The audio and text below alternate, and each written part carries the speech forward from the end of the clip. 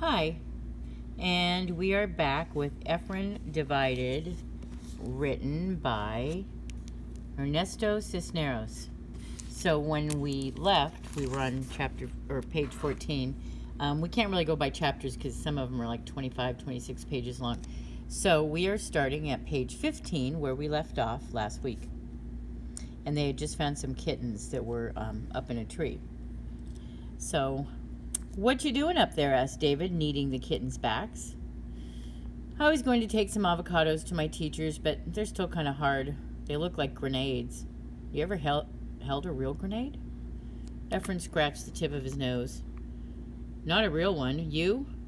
"Nope," David pointed to his ears. "How about real diamonds, though?"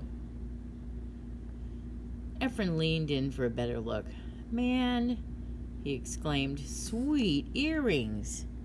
David smiled, showing off his new fake diamond stud earrings large enough to cover his entire earlobes. "Yeah, and they're real, too." Efren leaned in even closer. "Real fake, you mean?" David crumpled his forehead. "No way, not these.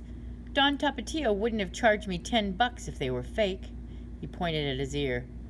"Puro bling bling," he said with a grin. "Well, they're way cool."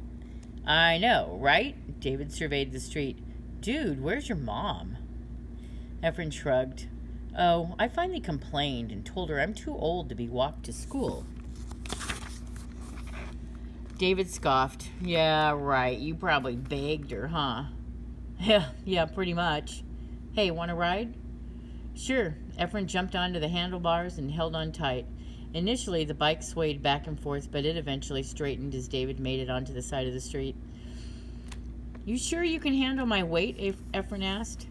"Of course. I gave Concha a ride the other day, and she's not all bony like you." Efren laughed. "Yep," David continued. "She barely squeezed between the handlebars." Alma would have had a cow if she knew they'd been riding together like that. As much as she liked David, she didn't quite understand him. Said she couldn't get why a boy would dye his hair different colors each month, or why he insisted on sagging his pants so low that she always knew the exact pattern of his boxer shorts. Once, she even threatened to throw away all of Efren's underwear if he ever tried something like that. And even though she was smiling when she said it, Efren knew better than to risk it. Today, though, Efren felt like a real-life celebrity, strutting his stuff down the red carpet. He sat upright, waving at all the elementary school kids, still being escorted by their overly protective mothers. "That's right, world. Eat your heart out." For once, he knew what it was like to be independent, like David. In all the time Efren had known David, he had never seen anyone calling him inside when it got late. Never saw anyone come out to the playground to see if he needed a sweater or hassle him for not keeping his shirt tucked all the way into his pants. When the duo reached the school, David stopped at the bike rack where the school security guard, Rabbit, was standing. At least that's what kids called him. They thought it was a clever name for the old man who was so slow that a tortoise could outrace him. Efren hopped off the bike and untucked his shirt. "So, what's up with you? You usually get here right before the late bell." "Simple. You're looking at this year's new ASB president." ASB? Associate something. I don't know. Point is, I'm going to run for school president. "I know. I'm only a 7th grader, but so is Jennifer Huerta, and she's the only other person running. She's such a teacher's pet. There's no way I'm going to lose to her." "You do know that's a bunch of extra work, right?" "I know, but the way I figure it, once I win, I can pass a new rule for the vice president to have to do all that stuff." Efren crinkled his forehead. "Dude, I don't think that's how it works." "Of course not. That's why I'm running, to fix it. You know what? You should run for office, too." "Yeah, but then I'd have to do all your work." "Or you could be a treasurer." He slid his fingers over his palm as if peeling a potato. "It's gonna rain money for sure, and you'll be in charge of it all. Dude, we're talking millions." Efren shook his head. "I don't know about that. Besides, I'm not really into politics." "Forget politics. I'm talking instant popularity. And by next year, we'll both have our pick of girls." So that's what this is about? David went all puppy-eyed, a look Efren had seen plenty of times before. Nah, no thanks. Fine, said David, but will you at least go with me to the candidates' meeting? Efren knew all too well how horribly wrong most of David's plans usually went. Still, he couldn't say no to his best friend. All right, but you owe me. Duh, dude, that's how politics works. Chapter 2. And we're only going to read, some of it. When Rabbit arrived to open the gate, the boys locked up David's bike and headed inside to the principal's conference room. Across the main entrance stood a huge yellow banner. ASB school elections are coming.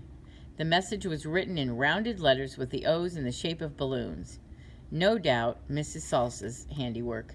She loved to decorate her letters every chance she got, and since she ran the ASB leadership class, she had plenty of practice making school posters. Efren pulled on the door and propped it open with his foot. After you, Mr. President. David hiked up his pants. I could so get used to this. Yeah, I bet. Efren could see Mrs. Salsa along with Jennifer Huerta and her super quiet sidekick, Han Pham, waiting inside. Should I announce your arrival? Nah, I got this, David said, his usual swag now replaced with an uncomfortable wobble from the wedgie he inadvertently given himself. Bienvenidos, niños, said Mrs. Salsa, standing over a pink box filled with different colored conchas. The tire-like thread of brown, yellow, and pink sugar coating made the bread look like the 4x4 tires off of a toy Tonka trunk. Thank you for your interest in public service. What positions are you here for? David tapped his chest. Just me for school president. She turned to Efren. Are you sure? We do have a few positions open if you're interested. Efren shook his head. No, thank you. I'm just here to support David. Mrs. Salsa pressed her lips together. Back when I was a kid, school elections were a big deal. One year we had 11 candidates, but that was then. Well, anyway, would you two boys like a concha? They're freshly baked.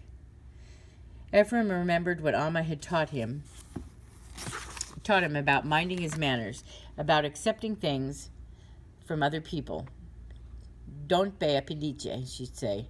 She had this theory about how people only offer things because they feel obligated by the whole manners thing, kind of like when the family has company and Amma offers to feed them, despite the fact that it would mean digging into the family's weekly rations. So Efren shook his head, hoping for a second request before accepting a piece. But not David. No way. He had already snatched up a yellow and brown concha before Mrs. Salsa had even offered any. That's fine, boys. We've got plenty for seconds. She sighed, looking at the empty chairs around the conference table. And thirds. And fourths. Possibly fifths. The turnout was low, and since only the students who attended the meeting could run for office, it meant these two girls, Jennifer and Han, were all that stood in the way of David's presidency. For the most part, Jennifer was a nice girl, but she had a habit of always raising her hand in class, whether the teacher asked a question or not to mention automatically correcting anyone who messed up an answer, including the teachers. But Efren didn't mind. He thought she usually made good points. As for Han, she didn't say much. In fact, kids at school simply referred to her as that girl who sits next to Jennifer. During the short meeting, Mrs. Salas went into great detail about each of the ASB job descriptions and expectations. Mrs. Salas explained how, with only 2 candidates running, the loser would automatically be given the vice president position. Efren studied David's competition, especially the way the girls locked onto Mrs. Salsa's every word and took careful notes.